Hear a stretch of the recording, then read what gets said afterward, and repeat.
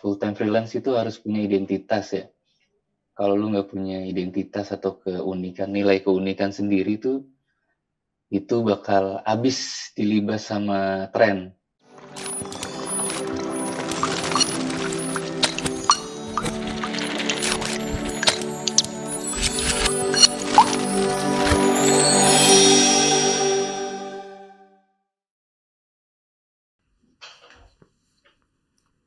Alhamdulillah.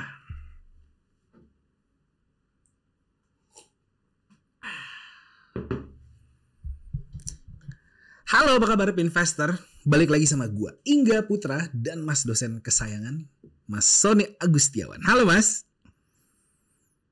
Udah mulai. Udah mulai. Gimana kabarnya Mas Son? Baik, apa kabar Mas Ingga? Alhamdulillah gue baik banget Mas. Lu lagi ngapain? Lagi ngopi ya? Ya, lagi nikmati sore-sore, Aduh. menuju malam, minum kopi. Mas Sony, Yes. gue pengen di Pikes Ngopi Manis ini kita pengen ngobrolin soal industri kreatif nih Mas. Oke. Jadi gue opening dulu ya, gue bridgingnya mungkin gini kali. Industri kreatif itu hadir untuk menghibur kita dengan karya-karya dari pelaku seni di bidangnya. Dari musik, perfilman, hingga karya pelukis yang bisa memanjakan mata. Temen lo ada gak sih Mas Son yang terjun sebagai pelaku industri kreatif? Oke. Temen gue sih banyak Mas Ingga, karena menurut gue anak-anak muda sekarang, khususnya milenial, mereka kan punya daya imajinasi yang luar biasa tuh ya. Dan memang kondisi dunia industri kreatif itu sedang menjanjikan. Betul. Jadi banyak yang mulai mencoba self-employed dengan menjual karyanya masing-masing. Dan ini seksi banget ke depannya. Bener, seksi banget, sangat seksi. Tapi nih Mas ya, adapun demikian, pandemi ini sempat bikin industri kreatif jadi terpuruk karena pemberlakuan PSBB. Di mana ada pembatasan sosial skala besar yang tujuannya untuk mengurangi penyebaran virus. Sedih kayaknya kalau gue ngelihat teman-teman gue yang berkecimpung di dunia kreatif ini, mereka jadi putar haluan, berganti haluan melakukan pekerjaan untuk biar dapurnya bisa ngebul atau untuk bertahan hidup. Tapi perlu kita apresiasi juga dengan adanya adjustment ini Mas Son, yang mereka lakukan itu banyak banget ke kita agar kita bisa terhibur dan mereka pun juga bisa eksis walaupun di rumah aja. Kebetulan ya Mas Son ya, kebetulan banget gua ngundang salah satu temen gua yang dia kebetulan eksis Mas Son. Oke. Eksis banget dalam mengerjakan project-project mural, sampai di Instagramnya pun juga aktif lah pokoknya. Udah hadir secara virtual bersama kita ada Jamal M Aziz, yang nama Instagramnya itu 833. Wih, halo Mas Jamal. Halo, assalamualaikum. Waalaikumsalam warahmatullahi wabarakatuh. Alhamdulillah kita baik ya. Alhamdulillah Sehat semua. Jadi sebetulnya Pinvestor kita tuh mengundang Jamal udah dari 3 minggu yang lalu ya Mas Son ya. Yes. Cuman kebetulan Mas Jamal, ya karena memang kita lagi ada wabah lagi ya, maksudnya di third wave ya kalau ini hitungannya ya. Jadi gue juga berhalangan, Mas Sony masih sehat ya Mas Son ya. Alhamdulillah. Dan Jamal juga kebetulan lagi berhalangan karena sempat sakit ya Mal ya. Iya betul, gue ngedrop. Kayaknya sih emang Omikron itu. Tapi jadi gue isoman selama 2 minggu. 2 minggu ya. Tapi kondisi sekarang gimana Mal?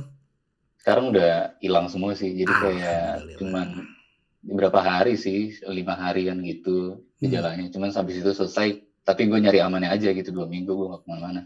Amin. Gitu. Yang penting semua udah sehat ya Mal ya, sekeluarga ya Mal ya. Alhamdulillah semuanya sehat. Alhamdulillah. Kita ajak kenalan dulu bagaimana nih Mas Son nih ke Pinvestor nih Jamal ini nih. Yoi, karena silakan. Gue yakin banget udah pada penasaran siapa nih Jamal. Ayo Mas Jamal. Silakan Mas Jamal.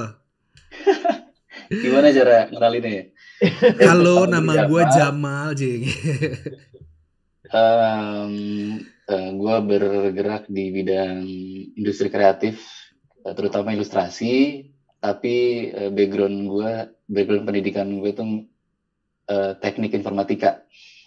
Terus gue mulai jadi ilustrator, bilang itu dari tahun 2012. Terus sampai sekarang jadi full time freelance. Tadinya freelance aja gitu, part time, gue masih ngantor. Terus sekarang dari 2015 sampai sekarang udah full time. Dan biasa ngerjain itu project-project brand, cafe lebih banyak. 3 tahun belakangan itu mural, terus branding juga ada kadang. Terus gue punya studio juga namanya Kavolica Studio. Itu yang ngerjain ya teman-teman gue juga gitu. Perpanjangan tangannya lah. Base-nya gue itu di Depok, tinggal di Depok. Udah sih. Perpanjangan. Keren loh, Jamal ini tuh gue kenal sama Jamal ini kalau nggak salah di tahun 2016 atau 2017 gitu ya. Jadi Jamal ini waktu itu mengerjakan salah satu kafe di bilangan Rempoa, namanya PGP. Sekarang pindah ke Wijaya. Karyanya Jamal tuh ya, itu tulis tangan, beneran tulis tangan, Mas Son. Jadi ya teman-teman Pinvestor bisa lihat lah di Instagramnya Jamal ya, di 833 yang followernya udah sampai banyak followernya Jamal. Dan Jamal kebetulan juga aktif banget sama komunitasnya, Mas Son. Tapi Mal, tadi kan lu sempet mention tentang mural, tentang pekerjaan-pekerjaan lu yang freelance lu itu di kafe, atau misalkan tadi sempat lu bilang ada pokoknya dia ngerjain mural lah, Mal. Itu gimana, Mal, adjustmentnya selama PSBB? Ada perubahan nggak tuh, Mal? Selama pas masuk pandemi tuh grafiknya menurun ya. Jadi kayak dari 2019 itu kan lagi tinggi-tingginya, lagi banyak-banyaknya lah gitu ya, prospeknya lagi tinggi. Terus 2020 masuk Maret mulai turun tuh. Mulai dari tadinya sebulan tuh ada 2-3 gitu. Sampai ke akhir tahun Desember lama-lama 0. 2020 sama sekali nggak ada mural. Untungnya gue masih ada backup ilustrasi yang kayak buat digital agency, terus brand, terus ya gue punya project personal sendiri, jualan sendiri gitu. Itu yang ngebantu juga sih. Kalau untuk mural pas selama pandemi itu benar-benar ya itu kan kebutuhannya lebih dari mungkin di bawahnya tersier kali ya untuk kafe ya. Jadi mungkin mereka mementingkan yang utamanya dulu, baru kebutuhan seninya gitu. Kalau dulu kan ya mungkin sebelum pandemi kebutuhan seni itu lagi udah dah buat menarik perhatian. Tapi kalau pas pandemi kan yang penting bisa bertahan dulu gitu. Gue sih memakluminya.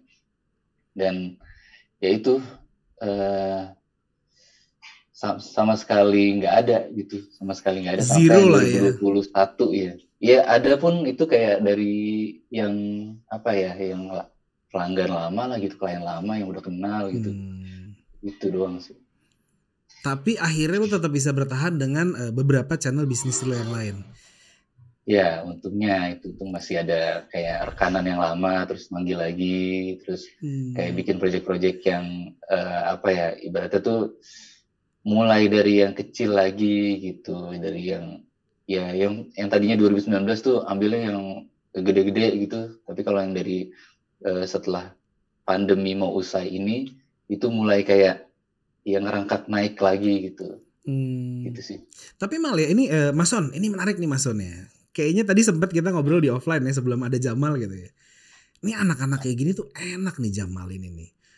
Lo ibaratnya kalau lo amit-amit kenapa-napa gitu ya, lo nggak mati-mati amat gitu loh, nggak bakalan pensiun ya Mas Son ya kalau pekerjaan kayak gini ya. Satu, nggak ada pensiunnya. Kemudian yang kedua, lu mau dapat berapa ya tergantung lu sendiri kan gitu ya. Dan yang tadi lu bilang juga Mas Son, pekerjaan kayak begini tuh tidak bisa tergantikan oleh robot ataupun mesin. Lu kalau bicara dosen, kalau bicara akuntan itu kedepannya bisa diganti robot. Tapi kalau karya seni kan nggak bisa. Tangan ya berarti. Tangan lu wangi berarti Mal ya. Tadi sih habis cebok sih. Tapi di Mal ya. Tapi bener sih itu sih bener. Iya dong. Cuman ya gue pengen juga gitu. Ada masa-masanya gue nggak lagi nggak lagi mengambil yang project-project yang nggak gue suka gitu. Pada ujungnya nanti gue pengen mungkin di hari tua gue gitu, gue cuman mengerjakan project-project yang gue suka. Mungkin masa pensiun gue diisi dengan project-project yang gue suka itu gitu sih. Menarik. Walaupun gue tetap menggambar, tetap melukis, tetap mendesain gitu. Itu sih. Ini lumayan ya, menarik sekali. Ini aset anak bangsa loh nih kayak begini nih, Jamal M. Aziz. Banyak kayak gitu.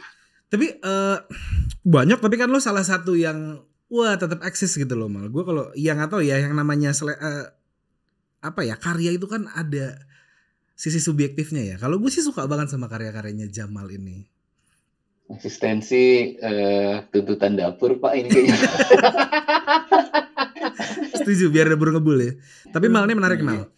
Lo tadi sempat berkata ke kita bahwa lo memutuskan untuk bekerja sebagai full time. Yang kita tahu dulu lo kan sempat bekerja sebagai profesional. Itu gimana sih Mal ceritanya, lo tiba-tiba lo berani, udah deh gue jalan sendiri aja deh. Lebih cuan apa lebih gimana Mal? Dulu tuh kan gue kerja di NDN Resa ya, manajemen musik lah gitu ya, band. Ada beberapa band yang gue handle gitu untuk merchandising, terus yang publishing gitu-gitu. Tapi di samping itu gue juga kan passion gue emang untuk desain visual gitu, tentang yang berbau-bau grafis lah gitu ya. Nah sambil gue kerja, sambil gue nyari, ada ya ternyata kerjaan itu yang namanya ilustrator, mengilustrasikan ide-ide menjadi sesuatu yang bisa dikomersilkan gitu. Itu akhirnya di pertengahan gue tahun kedua atau tahun ketiga itu gue mulai ngerjain proyek-proyek personal gitu. Terus ada masuk proyek-proyek luar dari kantor yang mural, yang gue ngerjain untuk kafe juga, terus ya lettering, tulisan-tulisan gitu. Sampai akhirnya gue belajar, tadinya gue nggak tahu watercolor, gue nggak tahu lettering, gue nggak tahu painting gimana gitu ya, karena kan gue basicnya IT. Gue cuman tahu gue suka gambar gitu dari pas kuliah. Gambar-gambar gue di 2012 pun itu cuman yang kayak sketsa, terus diwarnain pakai spidol gitu doang gitu. Tapi pas lagi kerja di NDN Resa itu kan kebuka tuh dari yang gue datang ke konser, terus ternyata merchandising tuh luas ya, bisa kolaborasi sama artis-artis lain gitu, bukan cuma internalnya desainer mereka gitu. Nah dari situ gue belajar yang ya lumayan, menurut gue sih lumayan banyak gue belajar di situ, sampai akhirnya gue dapet kelimpungan project gitu, jadi banyak project yang di luar ketimbang pekerjaan yang di kantor. Nah itu yang bikin gue memutuskan, gue daripada nggak ngenakin kantor nih, karena ya bisa jadi kerjaan gue lambat di kantor tapi kerjaan malah banyak di luar gitu. Itu nggak bisa dipungkirin juga, dan gue nggak bisa membenarkannya juga gitu. Makanya di 2015 ya gue bilang ke Mas Reza, Mas kayaknya gue mau resign aja deh, karena ya gue ngelihat potensi ini nih, ada jalan nih gitu. Kan kalau misalnya mau gue yang tetap ngedesain kan kita masih bisa kerja sama Mas, gitu gue bilang gitu. Bisa aja lu panggil gue aja. Tetap nggak mau putus gitu ya. Tapi masih dipanggil sama si Mas Reza kadang-kadang. Masih sampai sekarang pun masih ada project bareng gitu, kayak bikin musik video buat band lain tapi ngerjainnya berdua gitu. Keren. Masih ada. Ini ada Mas Tony, ini tuh sebenarnya ada cerita lucu tau waktu Jamal. Jadi gue dikenalin sama Jamal itu sama kawan gue Mas Tony. Itu Jamal diceritain tuh, dia cerita, lu tau gak sih Jamal waktu pas di interview sama NDN Resa tuh lucu banget. Gue gak tahu dia. Gimana Mal ceritanya Mal waktu itu Mal? Jadi gue kan itu kan gue dapetnya dari Instagram ya. Jadi gue baru main Instagram tuh. Gue lagi intern di mana? Di Departemen Pendidikan, jadi inilah staf admin IT gitu. Nah gue dapet di jalur sesuai kuliah lu dulu ya, IT gitu ya. IT. Okay. Terus gue dapet tagan Instagram nih, NDN Resa lagi nyari desainer in-house. Wah, boleh kali ya. Tapi tanggalnya udah lewat nih. Udah lewat 3 hari lah gitu ya. Terus ya udahlah gue submit aja gitu. Kan iseng-iseng kan. Dipanggil gue sama Mas Jamfang waktu itu roadman-nya mereka. Gue dateng, gue riset lah tuh kan, Enda Resa, tapi gue nggak ngeriset sampai ke foto. Gue cuma riset ke lagunya. Jadi gue dulu lihat aja lah di Staffa Band. Ada tuh. Di YouTube pun gue nggak ngeliat. Jadi yang gue tahu tuh ada yang nyanyi, ada yang ngebass sama ada yang gitar. Nah berarti kan ada 3 tuh ya. Nah pas gue dateng, ya ini sebenarnya gue di interview sama Mas Resa sama Mbak Enda gitu. Tapi gue nggak tahu itu Enda Resa. Gue taunya oh pasti inilah apa HR-nya lah gitu ya, HRD-nya lah gitu.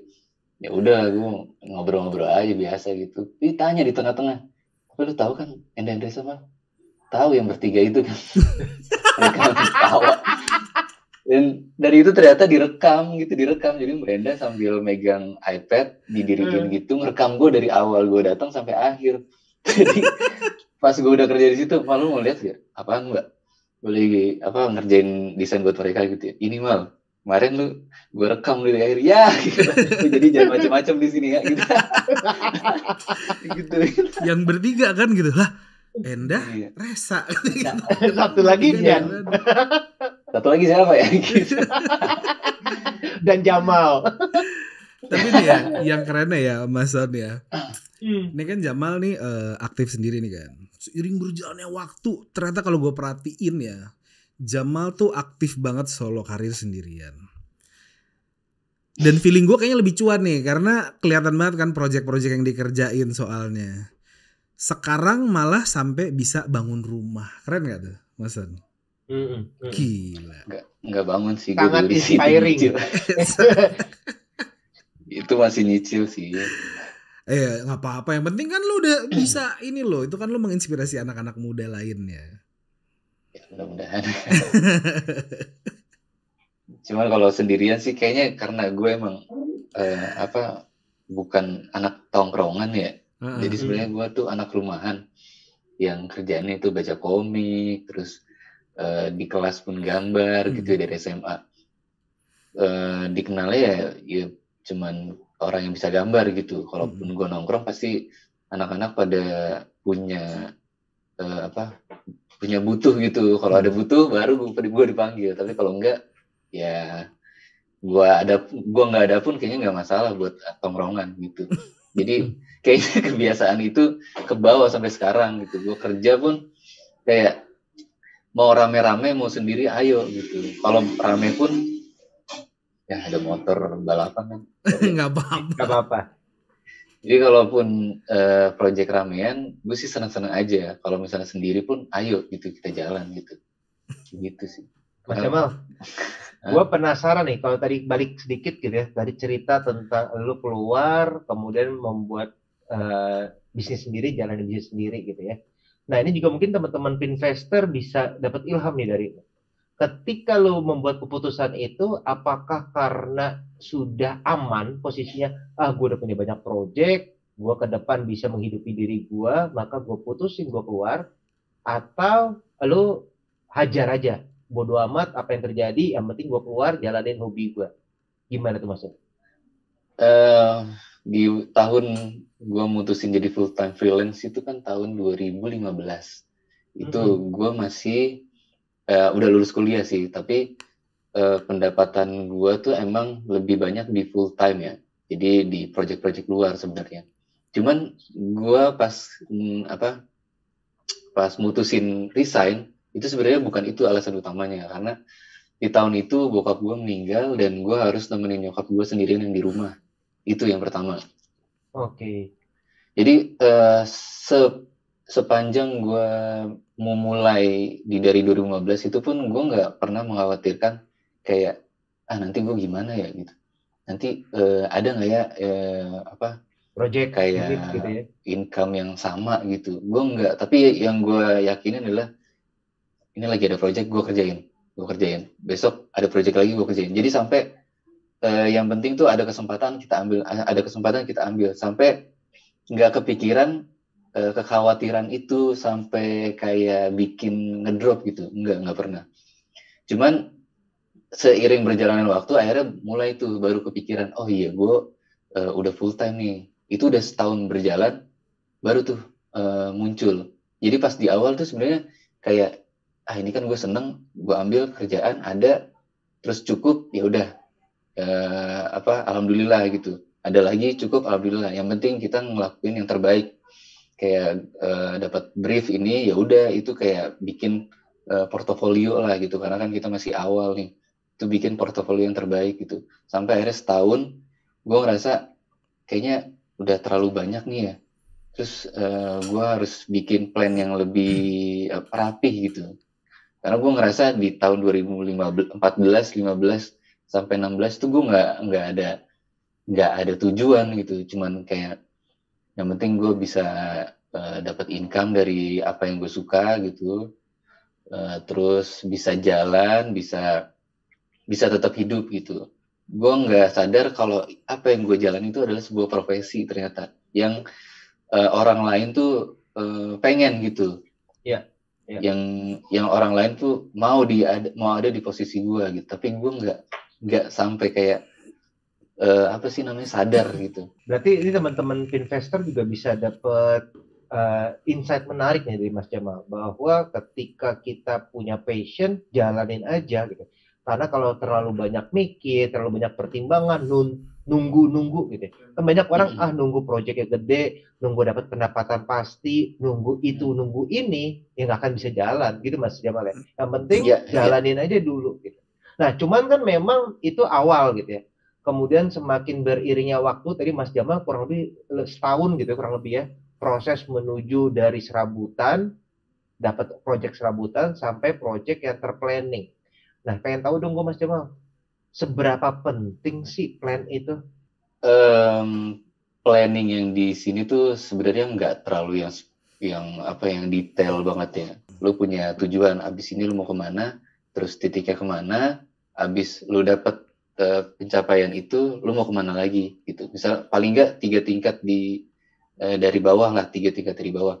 Misalnya gue di 2016 pengen punya satu tim, punya tim untuk ngejalanin proyek-proyek yang nggak kehandle sama gue sendiri. Akhirnya gue punya di 2017.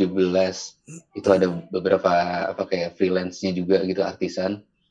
Terus abis itu sebenarnya ada tujuannya lagi, gue pengen bikin galeri sendiri gitu. Paling nggak studio gue menghasilkan beberapa lukisan yang nantinya bakal dipamerin. Nah, tapi itu belum tercapai. Itu masih masih ongoing lah gitu. Ya kayak gitu-gitu sebenarnya. Resiko yang pertama, full time freelance itu harus punya identitas ya. Kalau lu nggak punya identitas atau nilai keunikan sendiri tuh, itu bakal habis dilibas sama tren. Jadi kalau kita ngikutin tren terus ya kita akan terlibas sama orang-orang baru, generasi baru gitu ya. Kita nggak bisa menjual yang benar-benar yang cuman kita yang punya gitu. Nah itu dia tuh pentingnya identitas. Terus resikonya juga kan ide itu kadang-kadang nggak bisa ditebak ya, fluktuatif, kadang ada, kadang bagus, kadang mungkin nggak bagus gitu ya. Itu harus punya cadangan gitu ya.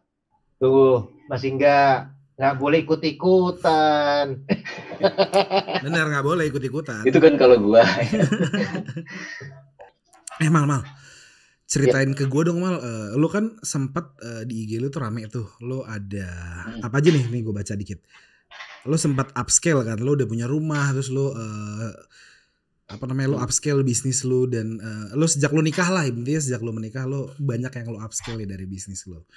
Lo ada di Rumah Merah, ada studio kapal pecah. Nah, gue pengen dengar cerita lo sedikit dong tentang si kapal pecah ini Mal. Studio kapal pecah. Studio kapal pecah. Sebenarnya itu perluasan dari kamar kecil gue. Oke. Jadi dulu waktu SMA gue punya kamar ya kecil gitu ya, 1,8 kali 4 meter gitu, 4 panjang gitu. Itu tempat gue gambar, tempat gue nyoret-nyoret lah gitu ya, segala macem. Tembok tuh udah diwarnain macem-macem. Nah, setiap kali gue habis berantakin kamar tuh gue selalu dibilang, ini kamar kayak kapal pecah mulu sih sama nyokap gua gitu, sama bokap gua gitu, ketawain mulu. Kamar apa kapal pecah nih, gitu, berantakan banget. Ya namanya ini ya, Namanya desainer kan. namanya hobi gambar gitu, tembok segala digambar, apa gitu. Nah, Tembok digambar juga mal. tembok waktu SMA kuliah gitu, Nah, semua terus lanjut. digambar. Nah, abis itu udah tuh hilang aja gitu. Nah 2016 gue kepikiran bikin studio, akhirnya apa ya studio gue ya. Kalau waktu itu masih di rumah lama gue tuh, masih di kamar yang itu gitu. Terus gue kepikiran ya udahlah kapal pecah aja kali ya. Ya tujuannya sih mudah-mudahan ya, doanya itu adalah biar si kamar itu tetap berantakan, dalam artian ada kerjaan terus gitu. Amin, Tuh, amin, aminnya amin. keras banget ya kita ya. Makanya kapal pecah studio, ya kapal pecah studio yang selalu berantakan berarti ada kerjaan gitu, lancar gitu. In a Kayak good gitu. way ya berantakannya ya. Iya, benar. Nah, ada satu Nah, lagi. itu Oke, terus lanjut. di situ tujuan gue bikin studio itu sebenarnya kan tadinya buat meja kerja gue doang gitu. Tapi ternyata seiring waktu kayaknya nggak cukup kalau gue doang yang ngerjain. Sementara gue tahu banyak teman-teman gue yang kayaknya bisa nih gue ajak gitu ya, bisa nih potensinya ada nih gitu buat berkembang lah bersama gue gitu, bareng-bareng lah kita ngapain lah gitu. Karena semakin kesini kayaknya gue masih makin perlu temen gitu ya walaupun nggak banyak tapi paling nggak ada 1, 2, 3 gitu buat bertukar pikiran, terus ngobrol-ngobrol ngalor ngidul aja gitu, ngobrolin yang lagi apa happening sekarang gitu-gitu, yang lagi training apa gitu. Kayak gitu sih. Ini temen lu yang lu ajak join itu maksudnya lu gaji atau sharing profit gitu mal? Gak gue gaji. Jadi cuman kalau ada sharing. project itu ada sharingnya, profit sharingnya ada. Oh, profit sharing Komisi, ya berarti gitu ya. ada. Ini ada satu lagi nih mal yang menarik nih. Di rumah merah, E-nya Merah. 2 nih. Ini gimana nih bacanya, di rumah merah atau di rumah Mira?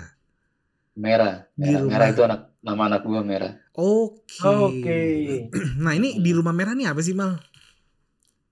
2017 gue kan beli rumah. Itu karena apa, istri gue pengen punya rumah gitu ya, dan dia kan suka ngedekor-dekor. Ya udah akhirnya dapat rezeki lumayan gede, akhirnya udah DP-in aja nih rumah gitu. Setahun berjalan udah nyicil gitu, baru di tempat ini baru tahun kemarin, belum ada setahun ini jadi. Nah itu tujuannya adalah buat nyenengin istri aja sih. Tapi nih ya, kalau kita klik nih di rumah merah itu banyak tuh landing page-nya tuh. Landing page-nya ada jualan interior. Nah, desain rumah lu kan kalau nggak salah, yang gue inget tuh kalau nggak salah di rumah merah itu agak-agak Scandinavian bukan sih mal? Serba putih, terus habis itu aksen mejanya itu coklatnya bright kayak gini ya. Ini apa sih namanya warnanya? Kayak di belakang gue inilah nih mal gitu kan. Natural wood gitu ya. Natural wood, terus habis itu ada ijo-ijonya tanamannya. Terus begitu. Itu sebenarnya kan kayak yang segala macam pilihannya itu sebenarnya istri gue tuh, si Indri. Jadi dia emang pengen bikin rumah yang namanya itu, nama stylenya adalah Japanese Skandinavian, jadi agak Jepang. Wah, ini ada aliran baru nih, Japandi. Jadi udah lama itu juga gue tahunya dari si istri gue sih. Oke. Sebenarnya BTN biasa, ini rumah BTN yang standar banget ya. Tapi gue kan suka ngoprek-ngoprek apa ya, sepeda kayak komputer gitu-gitu ya, Vespa. Ini rumah tuh kayak mainan baru gitu. Dan pas gue beli apa ya, mulai nempatin kayaknya ada yang perlu dirubah nih. Ini kayaknya rumah kurang cocok buat kita gitu.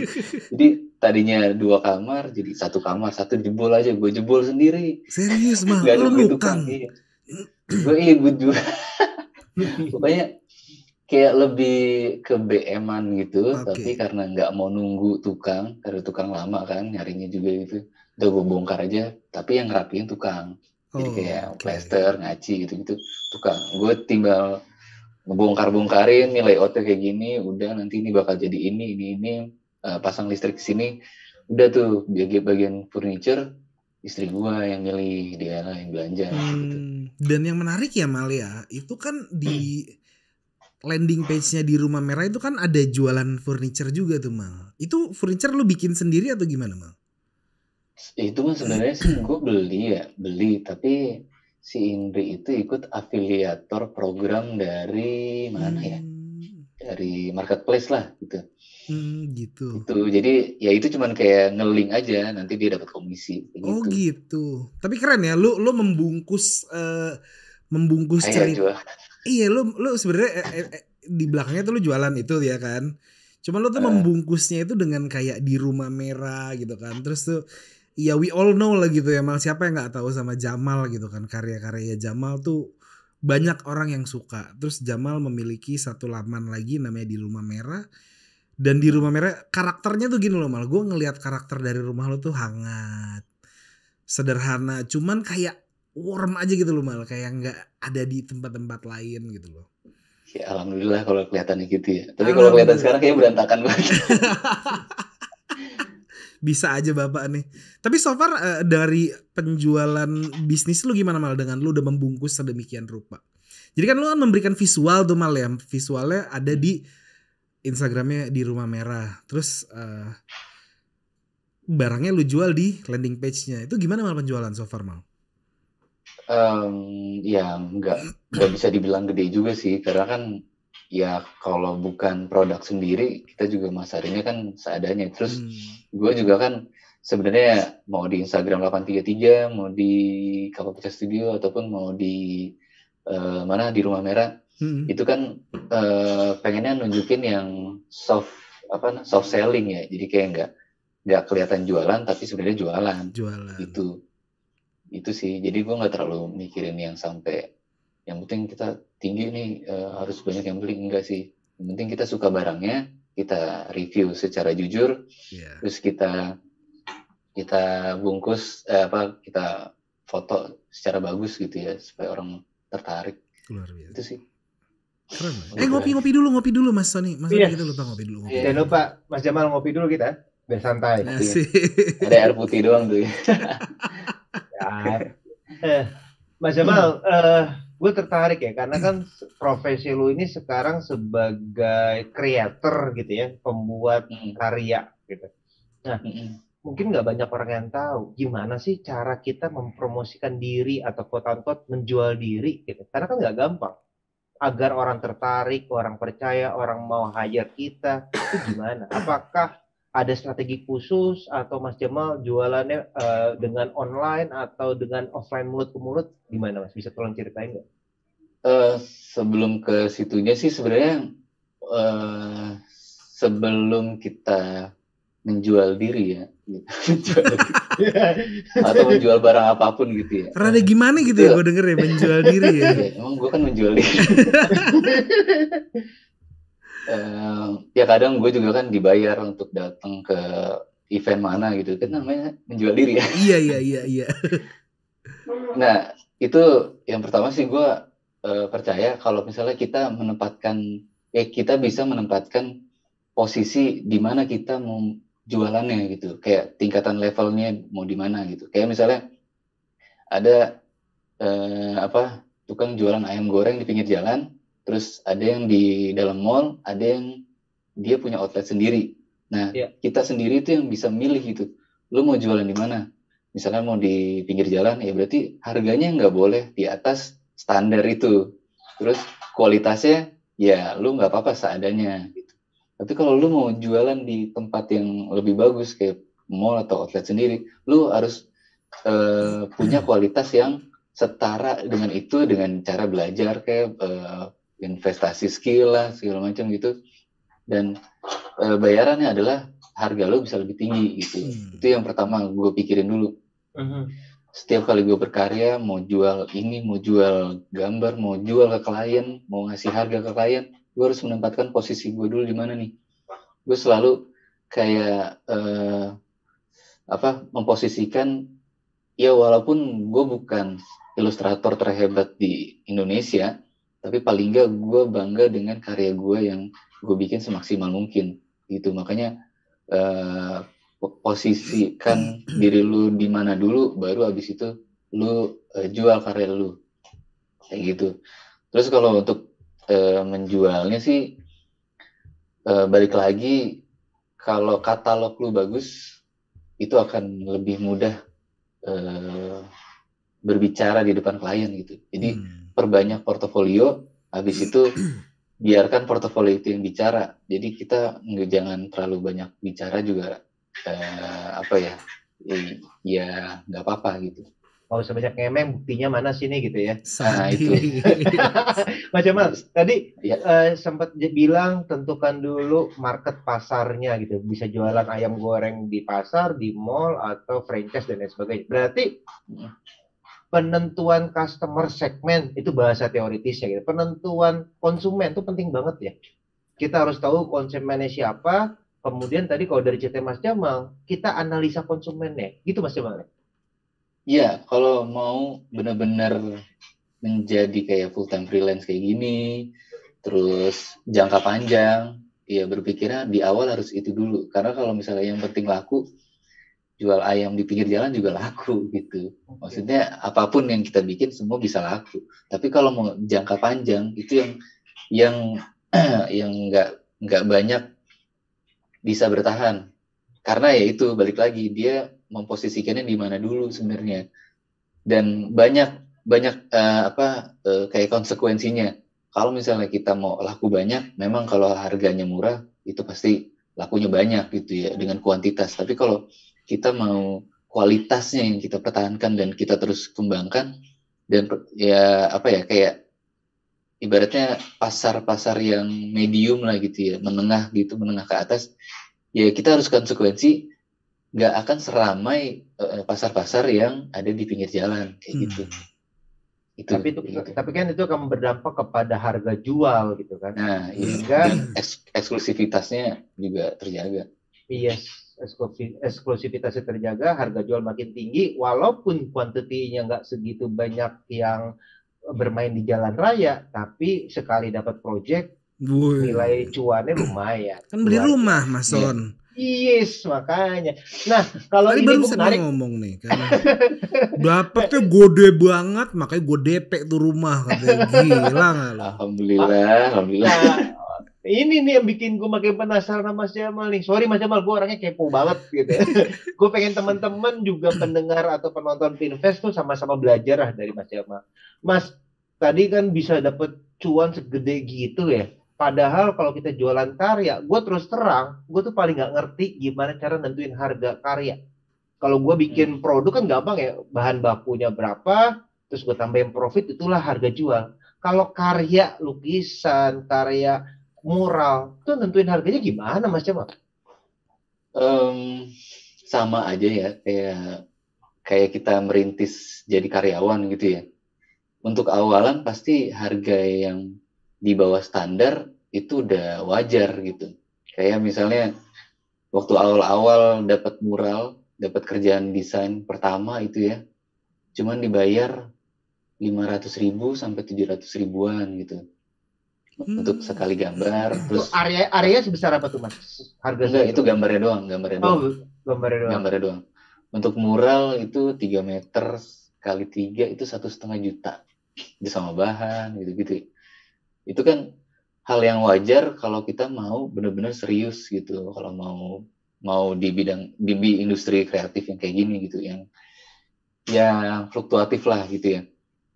Tapi seiring waktu kita akan menilai sendiri kemampuan kita, terus kualitas portofolio kita kayak gimana dan harganya berapa. Dan pembandingnya tuh banyak kok. Kayak kita lihat aja karya-karya orang di luar sana gitu ya. Atau karya-karya idola kita gitu ya. Range harganya pun ngelihatnya tuh kayak masa sih segini cuma 3 juta, masa sih segini 5 juta. Gitu kan kita bisa ya, secara awam tuh kan bisa ya menakarnya kayak gitu-gitu. Nah, kita tinggal ambil tuh, kita mau di harga berapa. Tapi ya secara bertahap pastinya kan. Nggak bisa langsung tiba-tiba, gue mau jadi seniman, coret, nih 100 juta gitu. Nah, nggak bisa begitu. Lo harus punya track recordnya dulu. Jadi setiap kolektor pun bakal ngeliat gitu.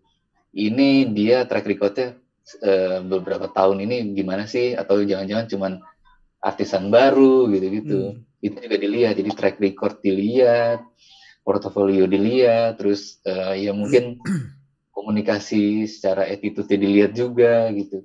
Oke. Gitu sih. Berarti nggak hanya Jadi karya, banyak, komunikasi pun dilihat juga ya ternyata. banyak juga faktornya gitu, sampai akhirnya ya mungkin nantinya kalau secara klise, secara teoritis gitu ya, kita bisa menentukan harga diri sendiri dengan melihat kualitas diri sendiri gitu. Dan itu Jadi berkembang sesuai dengan perkembangan portfolio kita juga gitu ya. ya, kalau untuk membandingkan harga yang benar-benar real, ya bisa tanya temen gitu ya. Temen, lu jualnya berapa sih gitu kan? Setara tuh, setara. Kalau setara gitu kan kita bisa tahu, oh kita bisa nilai karya dia lebih bagus dari kita atau ya di bawah kita gitu. Itu kan kita bisa nilai kan. Jadi kita bisa naruh dari situ dulu gitu. Lama-lama baru naik. Gua. Ya sampai ya kita nggak tahu. Sampai sekarang juga gue nggak tahu harga idola gue tuh berapa satu ininya ya. Satu gambarnya berapa. Kecuali yang gue lagi kerja sama agensinya ngasih tahu gue gitu. Ini harganya segini. Lu segini aja ya, samain gitu, kayak gitu. Baru gue tahu harganya berapa. Oke, gitu. jadi banyak faktor gitu ya. Ada faktor dari standar rata-rata umum, ada keunggulan kita di mana, semuanya itu bisa mempengaruhi harga. Iya. Keren ya Mas Don, karena lukisan tuh ya, kalau yang setahu gue, lukisan itu kan nilai seninya tinggi ya, harga juga ngikutin tau Mas. Semakin tinggi nilai seninya, harga juga ngikutin. Karena sebenarnya kalau karya seni ya, dibilangnya tuh ada dua, antara bagus banget atau reputasi senimannya tinggi banget gitu, antara dua itu. Jadi gue ada cerita gini nih Mal nih, gue punya tante gitu kan, bukan tantenya temen gue gitu ya Mal ya. Waktu itu rumahnya kebanjiran, begitu rumahnya kebanjiran, mobilnya tuh mewah-mewah lah yang terparkir gitu kan. Yang diambil sama dia atau yang diselamatkan sama dia tuh bukan mobilnya, cuman lukisannya dulu. Nah, berharga banget tuh berarti. Berarti itu antara apa? Reputasi atau tadi apa lu bilang Mal? Emang bagus emang bagus banget ya? gitu ya. Yang beli tuh emang suka banget, apresiasi banget gitu dia. Atau ya emang ya kayak ini seniman-seniman terkenal lainnya gitu, karena dia udah terkenal, harganya dilelang pasti udah pasti naik gitu. Gitu. Mantap. Keren lo Mal, keren. Tadi kita back to topic lagi ya, boleh ya? Tapi bukan berarti ini harga gambar gue mahal banget ya. Enggak lah. Gue masih yang murah lah itu. Jangan lupa kalau buat investor yang penasaran, langsung cek aja di 833 ya Mal ya. Iya, @833. Kalau di DM dibalas nggak tuh Mal kira-kira Mal? Gue balas kok, setiap DM gue balas. Kecuali yang panggil gue Min ya. Nggak boleh panggil Min. Manggilnya Mal gitu kan. Biar ikrip. Mal, nih back to topik lagi nih Mal. Nih tadi topik kita kayak udah lumayan keren gitu ya. Yang namanya jalanin bisnis sendiri nih Mal ya. Pasti ada dong Mal yang namanya ups and down. Pasti ada. Nah boleh lah ya lo share ke kita ups and down lo ketika bergelut di dunia mural tuh gimana Mal. Misalkan, jangan misalkan dulu yang ngomong deh Mal, masa gua. Iya itu pas pandemi itu yang benar-benar kosong tuh 2021 Januari sampai Juni. Desember itu udah mulai habis tuh, tinggal 1 project 2 project gitu ya. Dari Januari sampai Juni benar-benar nol. Sebenarnya itu bisa gue maklumin kalau misalnya gue lihat dalam setahun ya, 7 tahun terakhir ini gue selalu ramai itu di bulan Juli sampai Desember. Nah Januari sampai April Mei gitu, itu biasanya agak sepi. Nah itu masih gue maklumin tuh, tapi di 2021 benar-benar nol. Gue nggak ada sama sekali. Dan gue cuman lo ada bisnis lo yang lain kan aja. Sama tabungan sih gitu. Lanjut Mal, karena lo juga masih ada penghasilan tambahan kan ya Mal ya, makanya lo juga masih aman di tahun 2020. Masih alhamdulillah. Cuman untuk mural sama kerjaan offline tuh kosong banget gitu.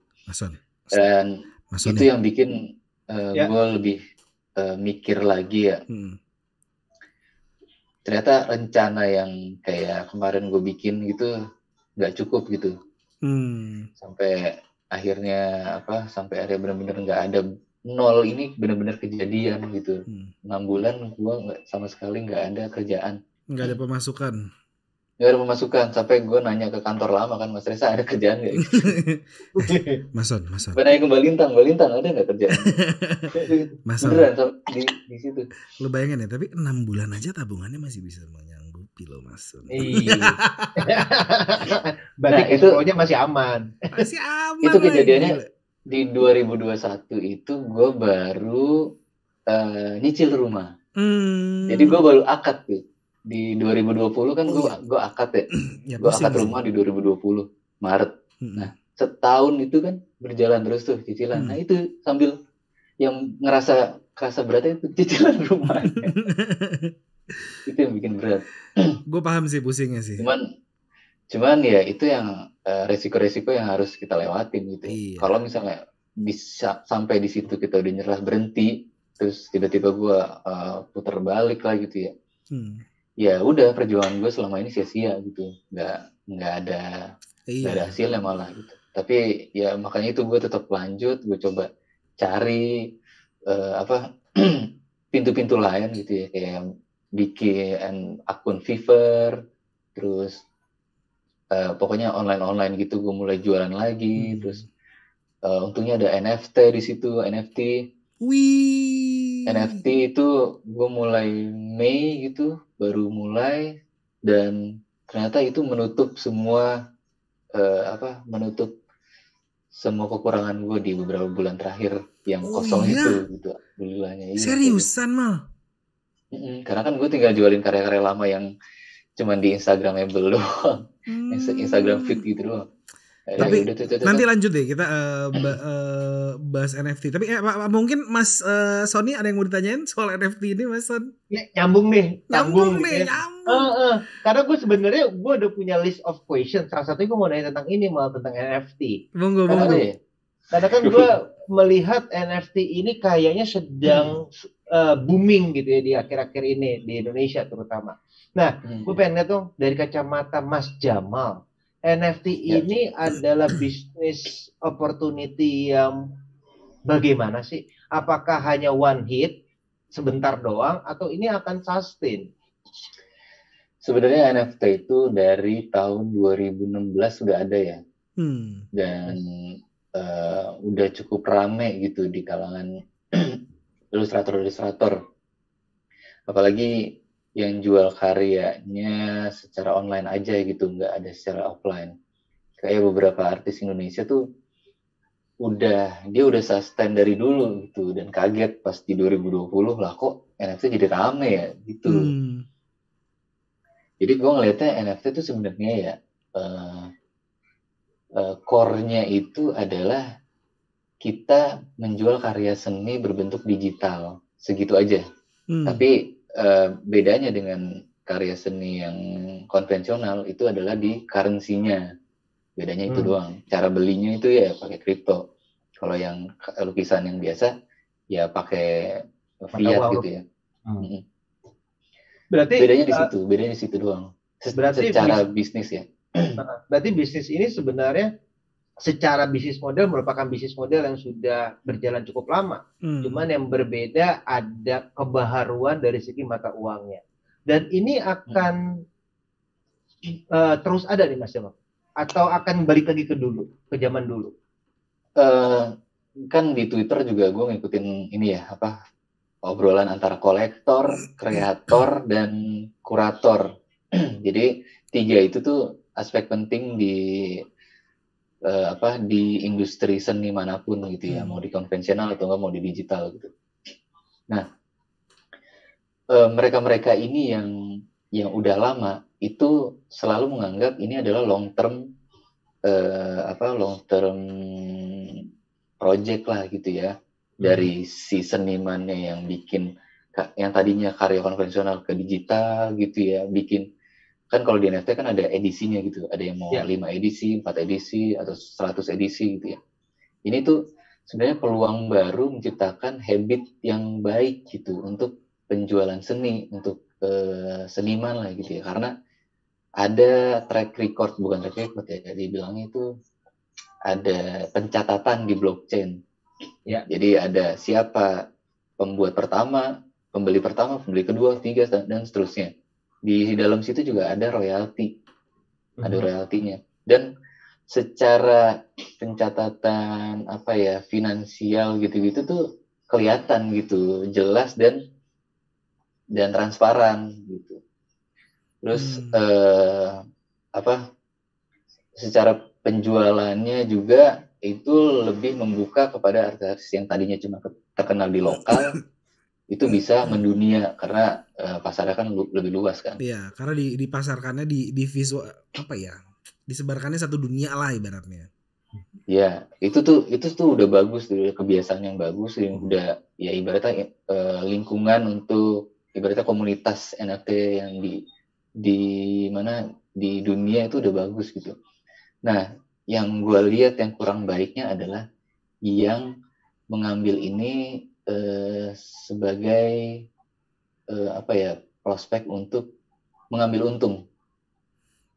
Memang sebenarnya untuk jualan kan kita pasti ngambil untung kan, tapi ada beberapa yang kayak cuman beli tapi sebenarnya dia nggak ngerti itu karya seni gitu. Dia cuman beli, oh ini artisnya bagus, gue beli deh gitu. Padahal dia nggak ngerti gitu. Terus habis dibeli dijual lagi dengan harga yang terlalu tinggi. Terlalu tinggi ini kan bikin gap yang tadinya bisa dapat pembeli kedua, pembeli ketiga, pembeli keempat. Ini kan langsung lompat ke pembeli ke-10 misalnya gitu ya. Dan itu kan gapnya nungguinnya lama. Kasihan juga si artisnya. Jadi nggak ada secondary sale-nya, nggak ada lah atau apanya gitu. Ya itu sih. Sama yang gue lihat yang kayak kemarin fenomena foto selfie. Iya, MM-an itu ya jadi miliuner ya dia. Iya, walaupun sebenarnya sih pas dilihat sebenarnya harganya itu akumulatif ya, 1M gitu ya. Bukan satuan gitu. Ada sih yang satuan tapi yang nggak banyak gitu. Sampai akhirnya ada yang foto cireng, foto cilok kan. Jadi image NFT yang tadinya baik-baik aja gitu, tiba-tiba ketika ada sesuatu yang terlalu hype, terlalu menggembar-gemborkan gitu ya, terlalu ingin mengambil untung, akhirnya image-nya jadi NFT nanti lu gini-gini ya, ntar jual ini aja, ntar di screenshot aja gitu-gitu, terlalu menggampangkan. Jadi kayak sekarang gue ngeliat pasar NFT agak lesu gitu, kurang apresiatif kayak dulu gitu, kayak setahun kemarin. Berarti gitu. Bisa menjadi kemungkinan bakal bubble ya, karena udah terlalu masif dan terlalu diacak-acak gitu ya, sehingga pecah gitu. Iya, itu akan bubble untuk orang-orang yang hanya mengincar keuntungan. Tapi kalau yang benar-benar itu akan tetap bertahan. Dan gue yakin pasar NFT itu bakal terus lanjut gitu. Walaupun metaverse-nya nggak tahu kapan jadinya gitu ya. Tapi untuk kolektor yang benar-benar ngerti gitu karya seni dan seniman digital yang emang dia benar-benar ngerti juga ini bukan cuman sementara tapi bisa panjang, ya itu kan tetap lanjut. Yang gue yakin seperti itu sih. Keren. Thank you infonya nih Mas Jamal. Kita jadi banyak banget info masih terkait dengan NFT gitu ya Mas. Tapi iya, tapi lo masih sampai sekarang melakukan masih. Gila, jadi sebenarnya menghasilkan itu ya ternyata ya. Kalau gue tuh ngelihat pasar NFT gitu ya, atau ya marketplace NFT itu, gue bikin karya yang seidealis mungkin gue gitu. Jadi kalau misalnya di Instagram, gue bisa dilihat sebagai orang yang bisa ngerjain apa mau lo gitu. Nah di NFT, gue ngerjain apa mau gue. Mau dibeli, mau enggak, bodo amat gitu ya. Yang penting gue yakin ini yang terbaik dari gue, karya gue yang terbaik. Mau beli kapanpun itu terserah gitu. Gue nggak mikirin gue nggak mikirin, ya walaupun mikirin sih ini kapan ya kelakunya gitu ya, tapi nggak seintens ya bisnis lah gitu ya, yang harus jual gitu, enggak. Mal, anyway ya, lo itu kan kalau karya lo dibeli sama orang berarti kan lo udah nggak bisa pakai karya lo itu lagi ya Mal ya? Nggak bisa secara komersil ya? Nggak bisa secara komersil. Tapi kalau misalnya gue cetak buat poster di rumah sendiri mah nggak apa-apa. Anyway, ini ngomong-ngomong kalau nggak bisa dipakai buat komersil gitu. Lo pernah gak sih mengalami kejadian kayak gitu, Mal? Karya lo misalkan udah dibeli sama orang gitu ya, terus tiba-tiba dipakai buat komersil sama orang lain gitu kan. Pernah itu berapa kali ya, kayak dipakai buat apa yang buat vape itu apa? Oh iya, pernah sekali Itu dipakai buat ya. vape, terus buat jam tangan kayu pernah, terus buat Oke. kaos, buat case HP gitu. Dan itu karya gue yang gue bikin pas zaman kuliah. Jadi gue taruh di Behance tanpa ada watermark gitu ya, dengan full resolusi. Itu kalau lo nyari 833 barong, munculnya itu gambar itu pasti. Atau enggak barong aja. Oke. Di 3 tahun terakhir barong 3 tahun yang lalu itu barong doang gitu, barong Rangda itu munculnya gambar gue yang pertama. Nah itu lo maksud gue, lo taunya dari mana kalau karya lo dicomot gitu sama orang dipakai buat komersial? Ada yang laporan, followers gue ada laporan. Oh ada yang laporan, followers lo.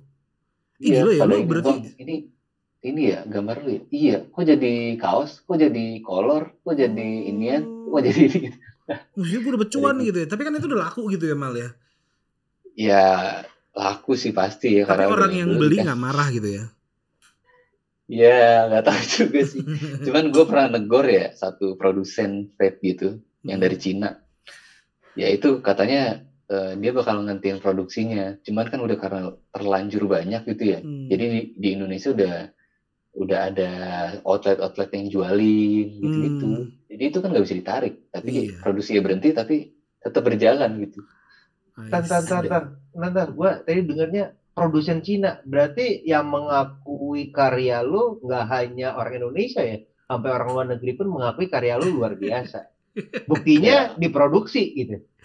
Ya itu mungkin karena ini juga kali ya, karena Barong kan Indonesia banget, terus ya ide apa ya? Atau mungkin ya, karena dia gitu. karena mungkin dia sebetulnya produk lokal gitu kali ya Mas Jamal, cuman produksinya tetap di sana gitu. Enggak, itu yang produsen Cina namanya R berapa ya gitu ya. Mandarin Cina kok. I see. Tapi menarik ya Mal ya. Maksud gue kayak seandainya gini deh Mal. Seandainya kalau gue beli barang itu gitu, terus gue kasih unjuk ke lu, Mal, gue beli lo Mal, tapi yang barong karya lu bakal marah gak Mal ke gue Mal? Paling gue cuma bilang, lah ini kapan izin yang gue gitu. Masa gue mau marahin pembeli kan? Iya sih. Tapi anyway menarik ya.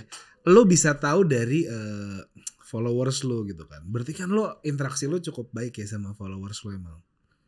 Lo ya alhamdulillah dah. Iya dong, maksud gue lo berarti aktif banget gitu loh ke followers lo, bisa sampai ngasih tahu, Bang ini karya lo bukan apa segala macam. Followers lo yang udah berapa sih Mal? Berapa juta gitu ya Mal ya kalau nggak salah Mal? Agak nyampe 50.000. Oh bisa aja Jamal mah. Cuman maksud gue kan lo berarti saking aktifnya gitu ya. Lo nggak coba terjun di komunitas gitu Mal, atau lo punya komunitas gitu? Balik lagi tuh ke cerita awal, gue kan anaknya rumahan ya. Dulu tuh ada komunitas lettering, gue lumayan aktif lah gitu ya. Terus sempet jadi kayak bukan pengurus sih, yang ngurusin lah gitu. Kalau ada acara, gue ikut nimbrung. Kalau ada event-event apa nongkrong biasa pun gue ikut ke sana gitu ya. Walaupun gue rumahnya di Depok, gue nongkrongnya di Pacific Place sama di daerah Wijaya sana lah gitu. Karena kan orang-orangnya kan pada tinggal di Jakarta gitu. Lu doang di Depok gitu ya? Nah, gue doang di Depok. Terus, di Limo pula lagi. Dia lagi di ujung, di Parung lagi. Udik banget ya. Nah, terus ya karena itu ya, karena di tahun 2016, 3 tahun itu ya, 2016, 2017, 2015, 16, 17 itu gue aktif di komunitas lettering. Jadi banyak interaksi langsung sebenarnya, bukan cuma di Instagram. Jadi beneran pas ada gathering gitu ya gue datang gitu, ngobrol sama siapa aja, Jamal 833 ini. Ya udah gue ini aja kan, karena ya namanya orang ngajak ngobrol kan, gue tanggepin aja gitu. Enak ya, maksud gue enak kan ya kalau misalkan lo memiliki satu komunitas atau satu teman-teman atau sekumpulan teman-teman yang punya minat sama gitu kan ya Mal ya. Ya lumayan seru gitu. Apalagi kalau lagi ngumpul lu demen gambar, terus teman-teman lu demen gambar ya kita gambar bareng gitu, enak sambil ngobrolin orang gitu, sambil ngomongin orang yang nggak datang misalnya. Cerita yang giliran orang yang nggak ada digibahin ya, parah lu mah lu. Ya gitu. Parah nih Mas Son nih. Tapi keren ya, maksud gue pernah satu kalau kita pernah ya malah dulu satu kolaborasi bareng, kita bikin workshop dulu ya, dimana gue bikin workshop itu untuk kalau nggak salah hand lettering project ya malah, workshop hand lettering. Basic. Lo tau gak Mas Son, itu yang daftar ke gue itu gue slotnya tuh misalnya let's say cuma 20 ya Mas Son ya. Yang daftar ke gue tuh 200 lebih. Gue sortir tuh seharian sampai malam tuh gak lo Mas? Kayak ngantri minyak ya. Asli gue bilang nih first come first serve, gue bilang nih siapa yang bayar dia yang dapat slot, gue bilang gitu kan. Asli mal segitunya mal. Dan begitu pas orang yang datang itu pada saat acaranya berlangsung, itu tuh benar-benar anak-anak yang gue ngelihat ya mereka mungkin ngerjain hand lettering ya elah ini kerjaan gampang mungkin ya gitu ya, mungkin gitu ya. Cuman di halaman berikutnya sebelum-sebelumnya gitu, itu gambarnya keren-keren sama kayak Jamal. Gue mikirnya kayak ada gak sih mal mungkin kayak orang yang nyamar gitu kan, pura-pura gak bisa gambar gitu, sok-sok mau ikutan. Itu sebenarnya banyak ya, kan gue ngerjain workshop itu hampir ada setahun full ya. Dari yang mulai ada di industri, kalau tahu industri gitu yang di daerah Jakarta Barat. Terus dari yang event organizer yang di Bandung lah di mana gitu. Itu banyak yang datang tuh kayak dokter, kayak praktisi seni juga, terus dosen gitu ya, kayak sebenarnya kayaknya pengen cari tahu doang nih, ini gue bisanya apa kayak gitu. Jadi banyak kan orang-orang yang udah bisa gambar, udah bisa jago watercolor, yang sebenarnya kalau misalnya dilihat Instagramnya dia punya followersnya juga banyak gitu, bahkan ada yang lebih banyak dari gue pernah gitu datang. Nah kalau mereka bisa masuk ke tempat kayak gitu, ke tempat lu terutama ya, ke event lu gitu kan, berarti kan parameter lu tuh udah ya nggak tahu ya, mungkin karena waktu itu lettering juga lagi hype kali ya, lagi tinggi-tingginya gitu, dan nggak banyak orang yang ngadain workshop. Nah ketika udah mulai banyak, gue mundur, gue mendingan nggak usah karena kasih kesempatan buat yang lain aja gitu. Tapi karena sebenarnya kalau untuk lettering gitu ya, gue bukan orang yang sampai mendalami seluk-beluknya, karena gue cuman kayak suka aja gitu, tapi gue tahu basicnya, terus gue suka, dan gue sebenarnya spesialis ke arah lettering dekoratif, dan nggak semua orang itu bisa langsung masuk ke situ gitu, makanya gue belajar ngajarin yang basic gitu. Ya kan lumayan mal, dari basic orang bisa tahu basicnya, tiba-tiba bisa nyari cuan juga ya kan. Iya emang mulia dari situ, emang harus dari basic sih. Guru ya kan, lo menjadi guru gitu kan, itu kan pahlawan tanpa tanda jasa aja, colek Mas Sony. Tapi tanggung jawabnya besar, bukan gitu ya Mas Sony? Yoi. Itu yang bikin gue mundur sih, karena gue ngajarin nih sebenarnya 50% otodidak, 50% dari buku. Nah, gue ngerinya ya salah-salah ngomong pasti kan kita sebagai manusia ada lah gitu ya. Atau salah-salah direct lah, atau ya pas lagi ngajar agak males-malesan, itu yang bikin gue kayaknya gue gak cocok jadi guru ya. Lebih capek ngajarin daripada kita belajar. Bukan gitu sih. Tapi menurut lu ya Mal ya, balik lagi nih ke komunitas deh. Sepenting itu ya Mal ya, lu memiliki komunitas Mal, terjun ke dalam komunitas. Untuk mencari teman, komunitas itu penting ya, penting banget ya. Apalagi kalau kita mau mempelajari sesuatu yang baru yang kita nggak tahu mau kemana gitu. Komunitas itu penting banget. Penting banget buat upskill juga skill ya. Nah, kalau dampak komunitas terhadap bisnis sepenting itu juga kah? Sepengalaman gue tuh, kalau komunitasnya sustain sampai ya 3 tahun, 4 tahun, terus punya acara-acara yang menarik, itu bakal banyak brand-brand yang masuk gitu. Entah dia cuma nimbrung pas lagi gathering, entah dia sponsorin untuk acara pameran, untuk acara dianya, atau manggil satu komunitas untuk datang ke event tertentu, itu banyak banget. Jadi ya komunitas itu kalau misalnya untuk bisnis selalu ada prospek sih, selalu ada prospek. Karena saling membentuk ekosistem yang saling menguatkan dan juga memberikan manfaat masing-masing gitu ya. Benar-benar. Apalagi kalau di manage dengan baik ya. Ya kayak selalu ada kegiatan tiap bulan, 2 bulan gitu ya. Ada Kalau komunitasnya engagement-nya gitu ya. Nggak cuma bikin lalu nggak di manage gitu ya. Nah, kalau itu mah langsung udah kelihatan lagi. Tapi ini Mal ya, balik lagi deh, gue masih penasaran soal si desain lo yang dicomot sama orang gitu kan. Lo kan nggak marah ya waktu itu, lo cuma negor kan. Tapi menurut lo perlu nggak? Sebel sih. Sebel ya, oke. Tapi menurut lo perlu nggak sih Mal, lo tuh mendaftarkan karya-karya lo sebagai seniman deh, lo mendaftarkan karya-karya lo ke Haki? Perlu nggak sih sebetulnya? Perlu sih.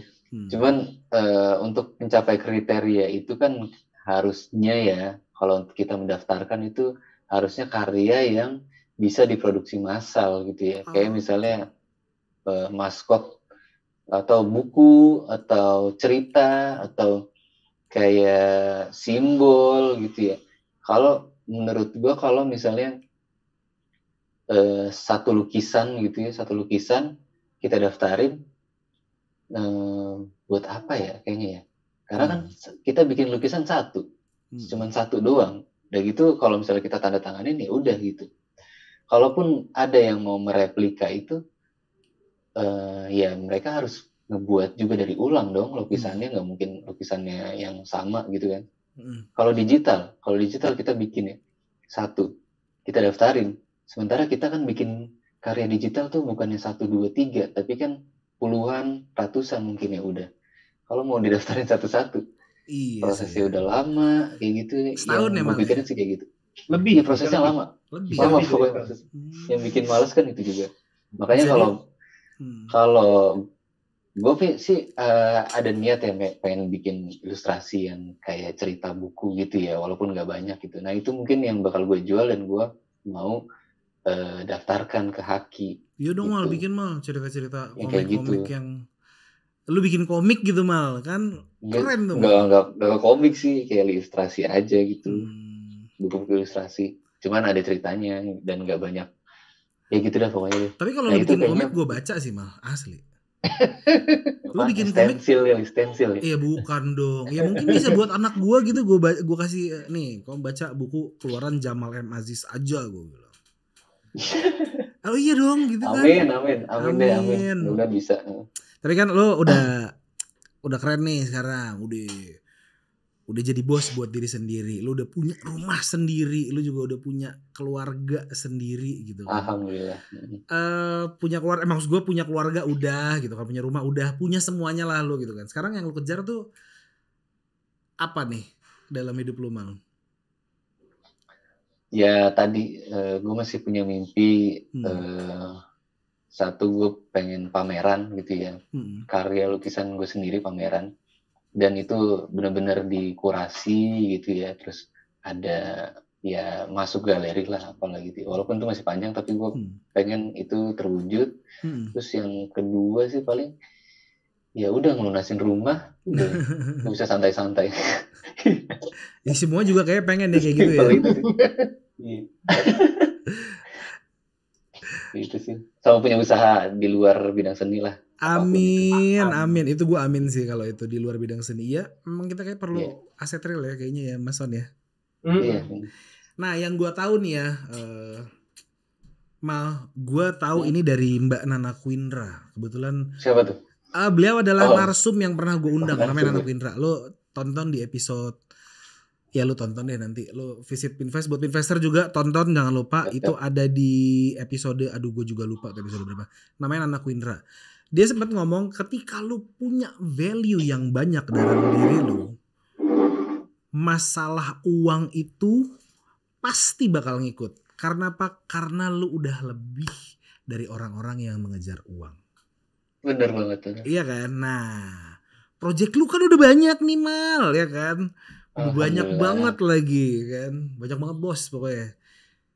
Berarti amin. Iya kan, uang kan juga mengikuti nih. Iya kan udah sampai beli rumah dong, bener dong Mal? Iya bener. Nah, lo ada rencana nggak? Lo bakalan investasikan uang lo kemana? Sejauh ini sih masih yang ke bentuk fisik ya, kayak logam mulia gitu ya, belum sampai ke aset yang digital gitu.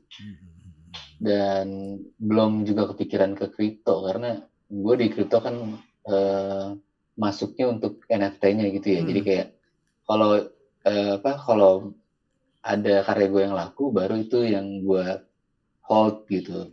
Tapi kalau secara misalnya gue ngisi gitu-gitu belum. Sementara ini sih masih ke logam mulia aja sih.